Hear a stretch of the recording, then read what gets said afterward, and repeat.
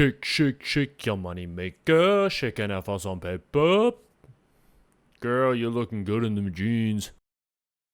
Recently, I decided to rewatch the first film in the facehugger franchise Alien in preparation for the newest addition to the family, Alien Romulus. I was a kid the last time I could recall actually sitting down to watch any of the Alien movies, and a little blast from the past with Ripley and the gang only seemed right. I remembered Sigourney Weaver being the main star in the series, but beyond that, I remembered next to nothing. While watching the first installment, I decided to give the franchise a goog and look up some of the details surrounding each film. I'm a pretty big fan of Prometheus for many reasons, some of which include, but aren't limited to, Ridley Scott's direction and the lore he brought to the table, Michael Fassbender's performance as David, Charlize Theron, Idris Elba, and Guy Pearce just kind of existing, the engineers, and much, much more. But today I'm not going to be discussing Prometheus. If a discussion on Prometheus is something you'd be interested in, let me know in the comment section down below, and I'll do a deep dive on the film in the future. I only mention the film because up until rewatching Alien and reviewing some of the details around Aliens and Alien 3, did I discover Prometheus was a return to the franchise for Ridley Scott, and nearly all of the other films he had little to no involvement. I was so surprised my head nearly popped like a chestburster pushing a xenomorph out the wrong orifice. Not just because of Ridley Scott's lack of involvement, but because of who the directors that handled the following Alien sequels were. So there I was, Alien playing in the background. My head's all exploded after a xenomorph pushed out a one eye socket. But like I still have one good eye somehow because my head didn't actually completely explode thanks to an eyeball exit hole. And with my one good eye, I'm stuck staring at the credits for the sequel, Aliens, on my phone. I'm staring because staring back at me, I see the title of director followed by none other than James Cameron. I was pretty shocked at my ignorance. How did I not know James Cameron had directed Aliens? Armed with this knowledge, I decided to see who directed Alien 3, which is when I went into double shock and then a second head exploding moment during which a second chest burster popped out of my one remaining good eye. Alien 3 was directed by David Fincher, and it turns out it was actually the first film he directed. Now I'm looking at release dates. Alien was released in 1979. Aliens was released in 1986. Alien 3 released in 1992. As it turns out, Ridley Scott, James Cameron, and David Fincher were all pretty green behind the ears at the time each of their Alien interpretations were released. But now, 45, 38, and 32 years later, Ridley Scott, James Cameron, and David Fincher have all become household names in their own right, and I want to cover how working with facehuggers, robots, and chest-bursting xenomorphs helped them get there. Let's take a moment to look at what can happen when you see potential where others don't.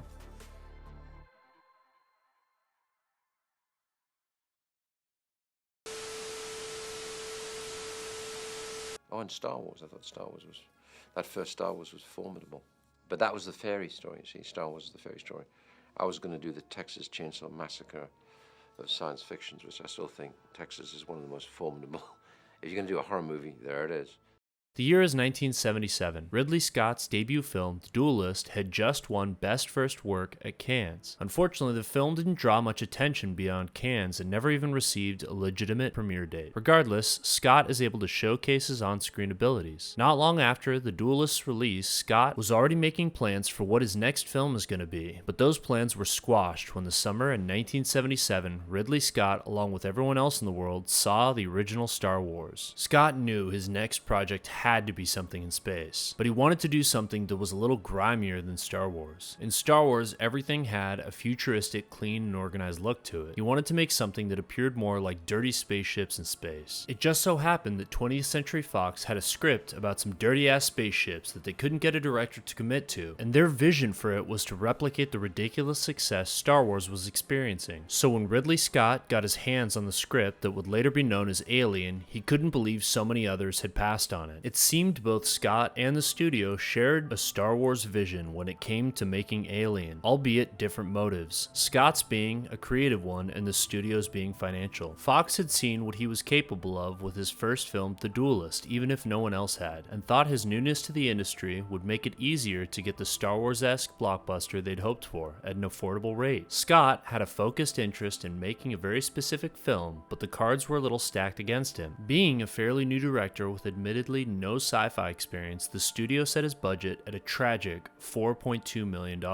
That was until Scott discovered the artwork of a Swiss man named H.R. Giger. Dan O'Bannon, one of the Alien writers, shared with Scott a copy of Giger's book, Necronomicon. In it was a print titled Necronom 4, which would ultimately become what we know today as the Alien Xenomorph. Scott, now armed with his alien, spent 3.5 weeks utilizing his drawing abilities to put together a detailed storyboard for Alien. Once completed, he took this neatly organized, handcrafted storyboard to the studio. This decision by Scott ends up doubling his budget, giving him $8.6 million to work with, later growing to about an $11 million budget. Even with his lack of experience and questionable faith from 20th Century Fox, Scott was able to take his vision of a dirty space horror and share it in detail with the powers that be, thus leading to a larger budget and greenlighting the project he had in mind. Having a unique vision and a willingness to take on a challenge many others had passed on launched Ridley Scott's career, from being an indie film award winner into a blockbuster filmmaking director, as the 1979 release of Alien made $108.5 million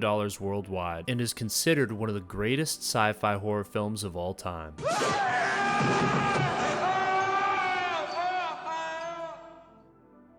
Next, let's take a look at what can happen when everyone you know is telling you not to do something, but you do it anyway.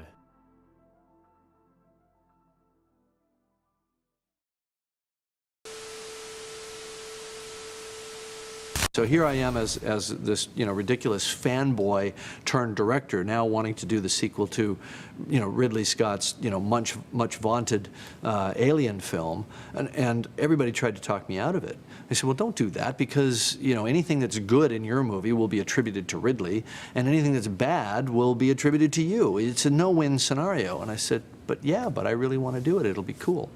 Fast forward to 1973. James Cameron had an idea on how to expand the universe Ridley Scott had set the foundation for 4 years prior. Cameron wrote a spec script for this idea to pivot Alien from a horror film to an action. 20th Century Fox wasn't overly excited by the idea Cameron was suggesting. At the time, he had written The Terminator and Rambo First Blood 2, and the studio had seen his potential when it came to writing a script, but had yet to see any of his ideas actually on screen, outside of a small film called Piranha 2: The Spawning, which a part of me wants to strongly recommend you watch Piranha 2, but I don't want to give you, the viewer, the wrong impression of me as we're just getting to know one another. So I'll just say, watch at your own discretion. But I'll mention that there has been speculation that without Piranha 2, there'd be no deep sea diving, Avatar 1 and 2 making James Cameron as we know him today. And I am the only person making that speculation. Anyways, despite what I think, Piranha 2 didn't really inspire much confidence out of Fox Studios, and they were very much on the fence about what Cameron was proposing at the time. The studio's indifference didn't matter too much though, because Cameron was kicking off pre-production on a film that was going to be starring the newly rising star Arnold Schwarzenegger in The Terminator. Unfortunately, production on The Terminator had to be pushed back because Arnold was still wrapping up Conan the Destroyer. While the production hold wasn't ideal for The Terminator, it put Cameron in the position to refocus on the world Ridley Scott had developed and James Cameron had fallen in love with, allowing him time to write a proper script for an Alien sequel. Well, mostly proper. Cameron had written 90 pages worth of script, and when given to the folks at Fox, their previous indifference quickly turned to excitement at Cameron's action-packed take on the Alien. Nearly 2 years after Cameron initially pitched his concept for an Alien sequel, he was finally greenlit. The studio told Cameron they'd wait for him to finish The Terminator, and afterwards wanted him to immediately start shooting what would later become known as Aliens. James Cameron's persistence and willingness to go up against the impossible lose-lose odds in returning to Ridley Scott's universe and belief in the vision he had for shifting from horror to action paid off. With a budget of about $18 million, the 1986 release of Aliens made somewhere between $131 million and $183 million at the box office, and is considered one of the greatest action films of all time.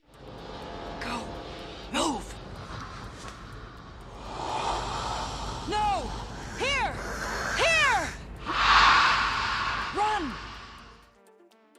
Now let's see what happens when you get bullied by the studio capitalizing on your inexperience, end up nearly broke, but survive and thrive in the aftermath.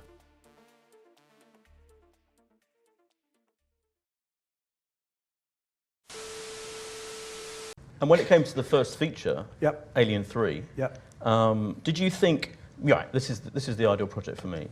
Yeah, I really did. I mean, I didn't like the script, but I love Alien. So yeah, I signed up naive and went off to Pinewood to be sodomized ritualistically for 2 years. David Fincher was the perfect candidate for the return of the Xenomorph. Though not even 30 years old at the time, Fincher had been directing music videos for nearly 10 years already. Alien 3 would be his feature directorial debut. Unbeknownst to Fincher, at the onset of this new endeavor, 20th Century Fox had not necessarily picked him because of the faith they had in his previous work, but more so because they needed someone with enough experience who would take what they already had, make the film they wanted, and not put up much of a fuss. Likely viewing Fincher's lack of film experience as an opportunity to get the sequel that would rake in the most money as quickly as possible, something that was becoming increasingly important as the final script for Alien 3 had cost a hefty chunk of change after a multitude of rewrites, including one by the legendary cyberpunk author William Gibson, which was actually turned into a full comic published by Dark Horse Comics, along with a full cast audio drama on Audible to celebrate the 40th anniversary of Alien 3. But Fincher, while inexperienced in filmmaking, still had a concise vision for what he wanted to do with the script. Unfortunately for him, the studio wasn't too interested in what Fincher's ideas were, leveraging his lack of experience in order to achieve visions of their own that they believed would garner more moolah at the box office. Fincher was dealing with near daily pressures from Fox, demanding real-time changes to the film direction and challenging Fincher's creative decision-making. The effects were so prevalent, even the crew could feel it, with Sigourney Weaver quoted as saying, "I keenly felt the lack of studio support. That was a transition moment when studios stopped being about let's make great films and started being about let's not lose money. They had a great idea to put David Fincher aboard for his first film, but then to not support the guy was very idiotic. Ultimately, the entire experience could be chalked up to a disaster. Though Fincher was praised by the actors for his abilities as a director, the constant harassment from the studio throughout production led to a less than mediocre final product. Though I will say, after a recent rewatch, it holds up better than most people gave it credit for at the time, excluding the very aged CGI. As a result, the 1992 release of Alien 3 was considered a flop, though it was able to turn a slight profit. On a $50 to $60 million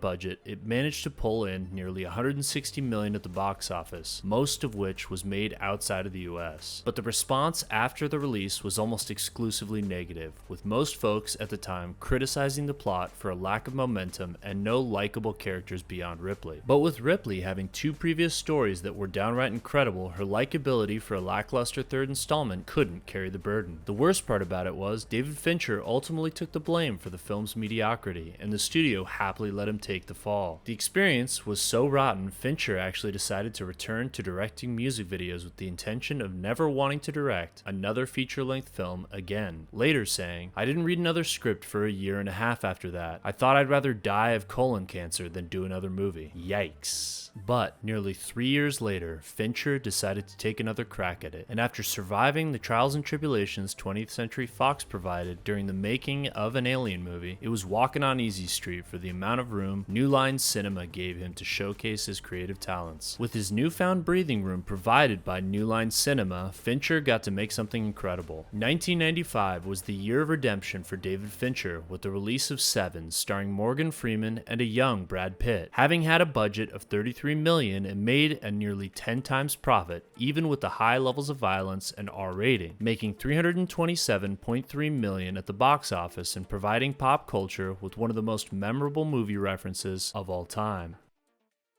What's in the bags? What's in the bags? Finally, let's take a brief look at what happens when you accept the project you're assigned so you can go on and make the project you want.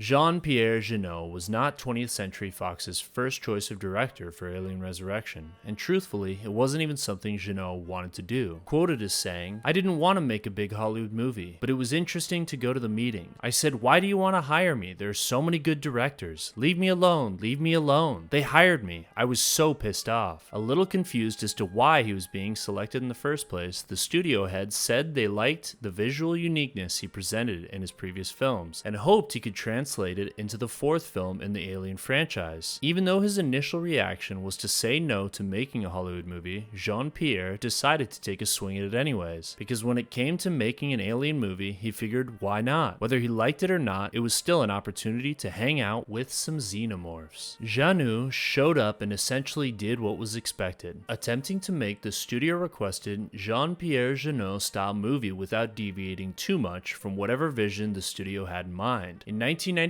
Alien Resurrection was released, and on a $70 million budget, achieved a $161.4 million amount at the box office, barely turning a profit. Jean-Pierre Jeunet returned to France, laughing his way to the bank as he'd made his money, regardless of the box office numbers. Now, armed with a financial buffer and space to focus on his own passion project, the film that would follow Jeunet's take on Alien would be the 2001 release of Amelie. With a budget of only $10 million, Amelie raked in a whopping $174.4 million worldwide, and nearly 25 years later, it sits on its throne as the highest-grossing French-language film in the United States.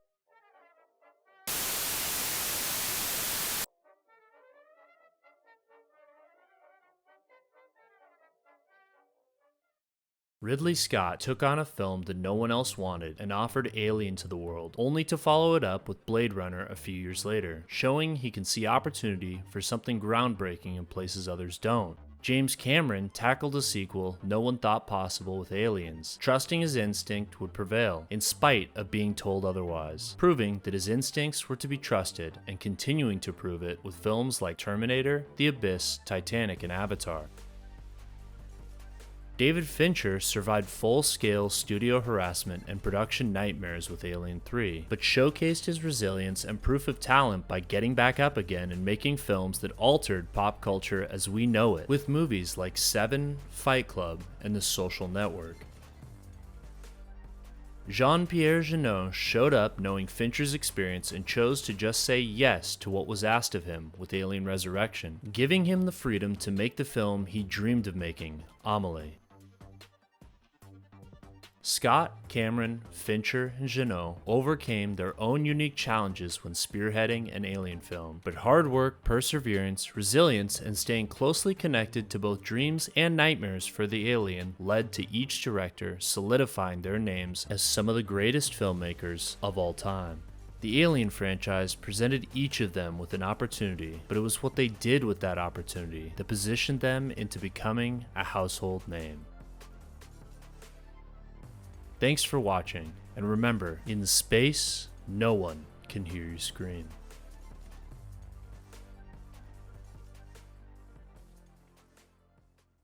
It's amazing to me that Fox is the #1 studio in the country because they're all such a bunch of morons.